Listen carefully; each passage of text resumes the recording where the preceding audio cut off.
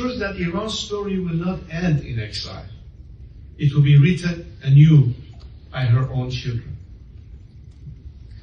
Here in Los Angeles, at the center of the Iranian diaspora, I want to reflect in particular on two of these pillars: the power of mobilization and the promise of the Iran Prosperity Project. This summer in Munich, we witnessed a milestone in our struggle.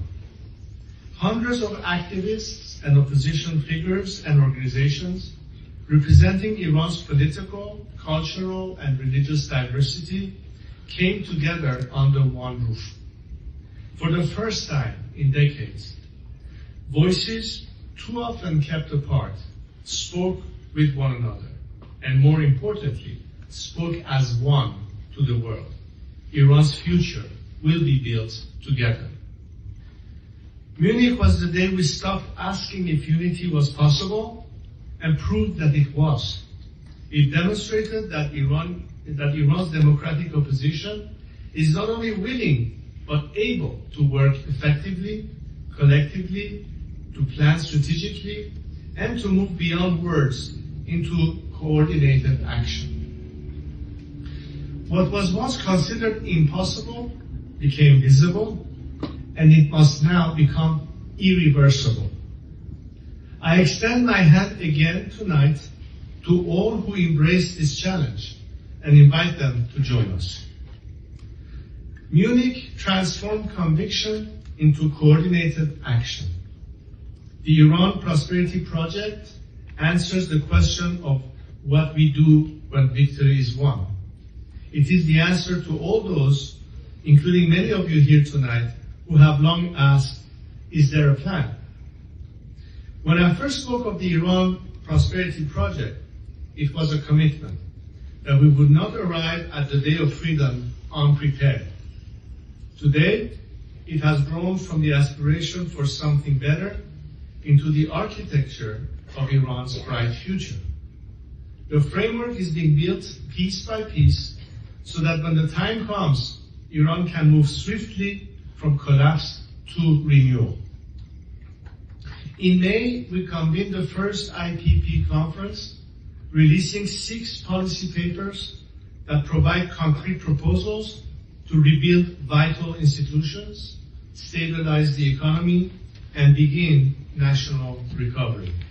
In July, we published the emergency phase booklet, a roadmap for the critical first 100 days, ensuring basic services, stabilizing the currency, and restoring law and order. And we opened the doors of this project to every Iranian, inviting critique, input, and debate. Thousands responded. For the first time in our modern history, a national blueprint on this scale is being shaped not behind closed doors, but in dialogue with the people themselves. We do this because our task is not to admire the ruins of history, but to lay the foundations of tomorrow. And because the glory of Iran is not behind us, it lies ahead, waiting to be reclaimed. My friends, we are not alone in this vision. In 2023, I went to Israel to rekindle the ancient bonds between the Jewish and Iranian people. After all, we have had ties for more than 2,500 years, dating back to Cyrus the Great. I was warmly received by President Herzog and Prime Minister Netanyahu, and not only other political leaders, but by the Israeli people themselves, including many Iranian Israelis. Together, we took the first steps towards rebuilding the strong partnership between a free Iran and Israel.